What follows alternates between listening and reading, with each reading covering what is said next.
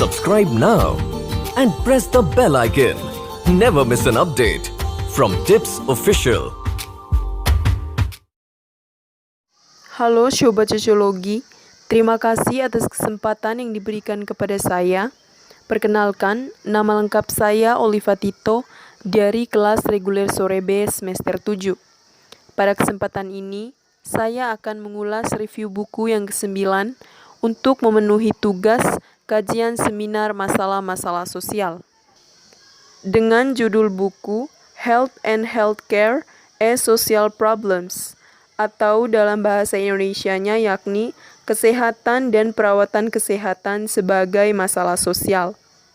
Buku ini merupakan karya dari Peter Kondra. Langsung saja kita masuk dalam pembahasan bab 1 yakni mediasasi. Selama abad yang lalu, semakin banyak problem manusia didefinisikan sebagai problem medis. Para sosiolog menyebut proses ini sebagai medikalisasi yang secara harafiah berarti menjalani pengobatan. Kunci untuk medikalisasi adalah mendefinisikan masalah sebagai suatu penyakit yang sering mencakup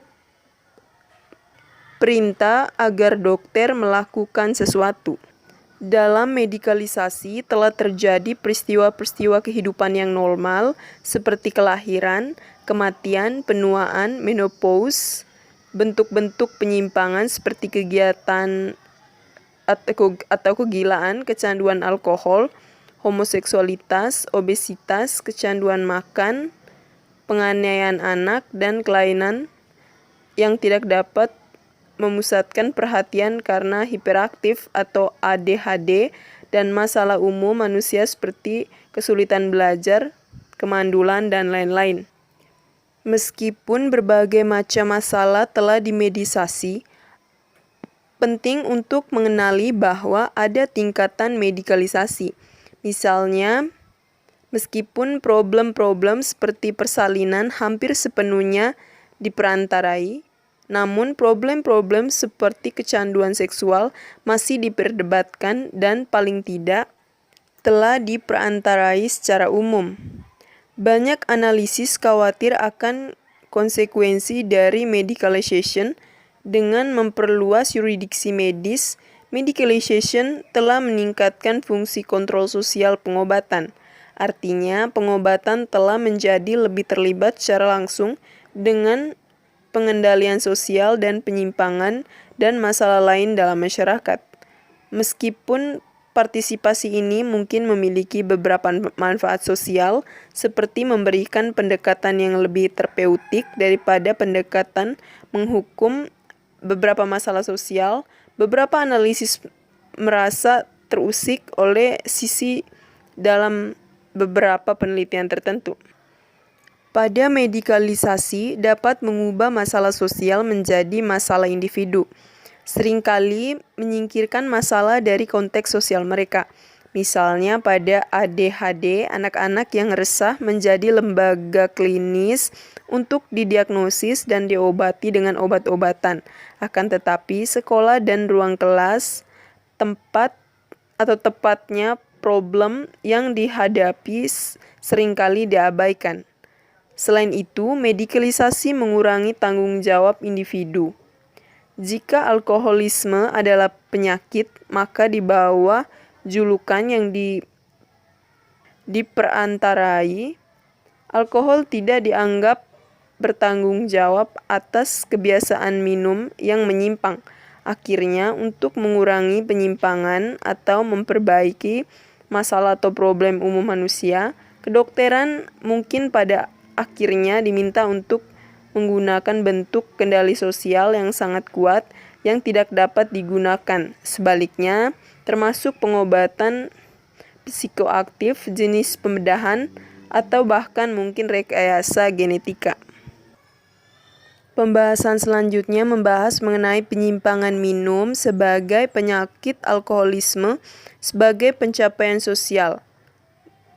Menurut Joseph W. Schneider, surat kabar menyajikan sejarah sosial yang singkat tentang gagasan bahwa Jenis perilaku minum tertentu yang menyimpang harus didefinisikan dengan sebuah penyakit. Pada analisis akan menelusuri hubungan antara ide-ide dan struktur sosial yang tampaknya mendukung. Penelitian ini adalah penyelidikan tentang basis dasar sosial dari pengegasan tentang perilaku minum. Secara lebih umum, pembahasan ini merupakan contoh mengenai medikalisasi atas penyimpangan dan pengendalian sosial. Selanjutnya kita akan membahas mengenai konsep penyakit dan gerakan Temperance Amerika. Rus dan temannya Temperance Psychians menyediakan 2 tema yang menyajikan tentang hal penting dalam gerakan Temperance abad ke-19. Pertama, mereka menetapkan bahwa alkohol menyebabkan perilaku fisiologi dan menyimpang. Deskripsi mereka menjadi grids untuk Temperance Mall. Pada tema kedua adalah pernyataan bahwa ketidaksadaran adalah penyakit yang segera menjadi slogan tentang mode dan kemustahilan interpretasi Rus bergantung pada penurunan filsafat kebebasan dan munculnya gagasan bahwa perilaku seseorang dapat ditentukan oleh kekuatan di luar kendali seseorang. Kehendak dan hasad orang itu berbeda. Kerasukan setan adalah solusi yang tidak bisa diterima. Sifatnya yang tampaknya tidak rasional dan mabuk yang berulang-ulang tetap menjadi teka-teki yang harus dipecahkan. Namun, sains lambat laun menyediakan beberapa solusi. Meskipun abstrak, menurut standar modern, penjelasan medis merujuk pada hukum alam secara objektif dan secara non-mistik.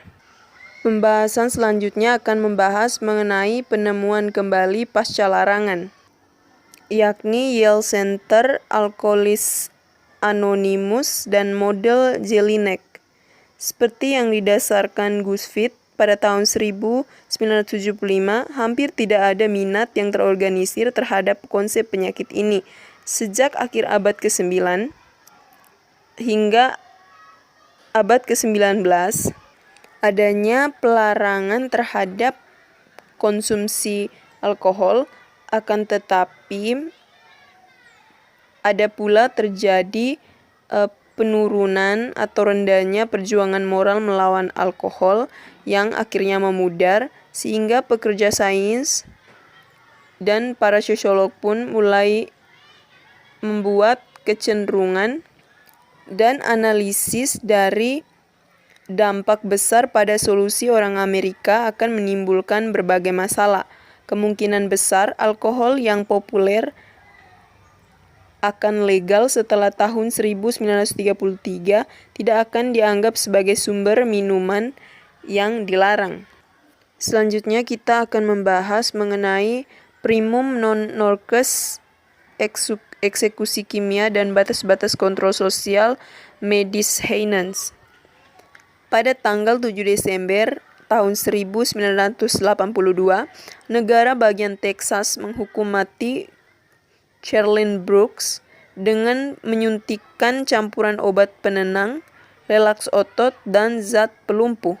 Dia adalah terpidana pertama dalam sejarah hukuman mati oleh suntikan yang mematikan daripada metode lama, yakni hukum gantung, aliran listrik, gas mematikan, atau regu tembak. Pada masalah hukuman mati dengan suntikan mematikan telah menjadi subjek perdebatan moral dan emosional yang intens karena penggunaan apa yang biasanya dianggap sebagai teknologi penyembuhan sekaligus atau sebaliknya membunuh beberapa orang dengan menggunakan suntikan mematikan tersebut. Namun, selain dilema etis yang tersangkut, pada suntikan mematikan menimbulkan isu teoritis yang menarik sehubungan dengan medikalisasi pengendalian sosial. Pada pembelajaran di masa lalu, telah cenderung menggambarkan profesional kesehatan medis dan mental, terutama sebagai pengusaha yang telah dengan bersemangat berusaha memperluas wilayah mereka menjadi arena di mana obrolan media tidak lagi relevan.